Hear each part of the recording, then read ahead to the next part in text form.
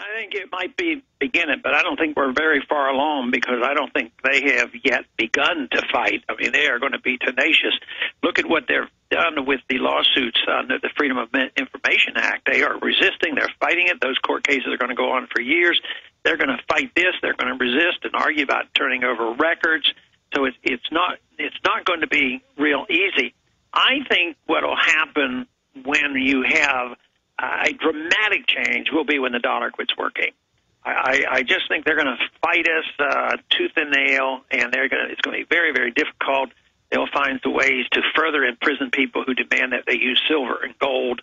So I just think that it'll be runaway inflation, high interest rates, where the American people will say, yeah, I think we were told about this Federal Reserve, and we need to do more. And then they'll lose all credibility. And besides, printing the money won't help that much. The more they print, the worse it'll be. Right now, they printed a lot of money to try to patch the system together.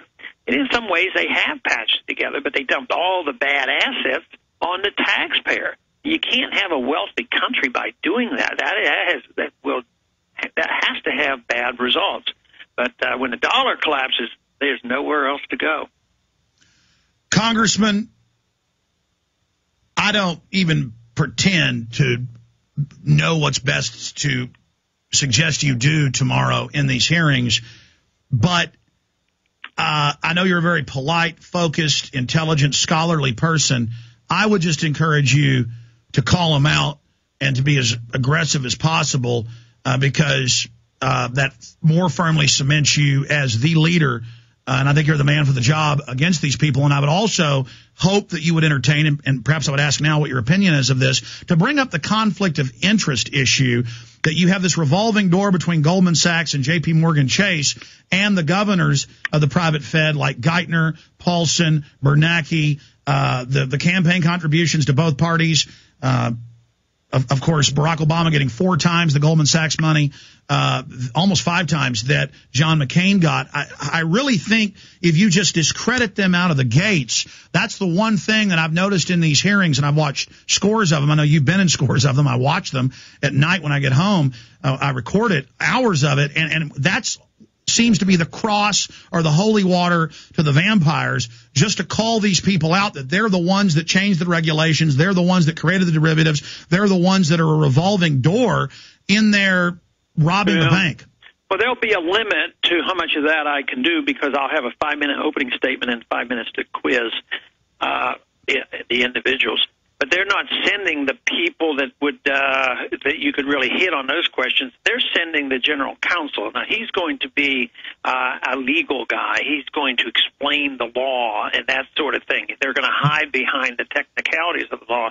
I think your suggestions are good. We should call on them, but I will have to decide tomorrow exactly how I'm going to hit them and what the atmosphere is like. Sure, we don't want to let the cat out of the bag or let them know our plan of attack to defend the republic. But clearly, if you say, sir, because obviously you're going to be asking him questions for a future hearing, can you go back and ask him how the Treasury Department and the Federal Reserve gives itself waivers to allow them to give money to institutions they own stock in? Yeah. Well, it should be shocking, but unfortunately, that's about the way they run everything. They're always, skirting the law. It's only the people who have to, if they have any infraction on not obeying an illegal law or disobeying or obeying the Constitution, then the roof comes down on us. But for them, that's just routine activities. But they should be called on it, and that's exactly where the American people are waking up. They're sick and tired of hearing it, and the more they hear it, the better. Congressman, looking at this, just a pep talk to the people, not that they need much of one. Folks are seeing victory. They're smelling blood. They know that the Federal Reserve, the private cartel, isn't invincible. But Congressman Grayson pointed out in the last hour, you in 1983 first introduced this audit the Fed bill, and then now here we are 25, 26 years later, and even though it may take a few more years to really have victory over these people, we are now, I believe, in the end game here. And can you speak to the power of perseverance and focus, you literally on the front lines toiling to do this? And then what is it like for you to actually see Jerusalem, to actually be going into the promised land, to now be able to look over the mountain, and after this 10,000-mile journey, you're now only a few hundred miles away? I don't like to address that in a personal way as much as in general. I think if an individual wants, if a person wants to change things, they have to deal in principle.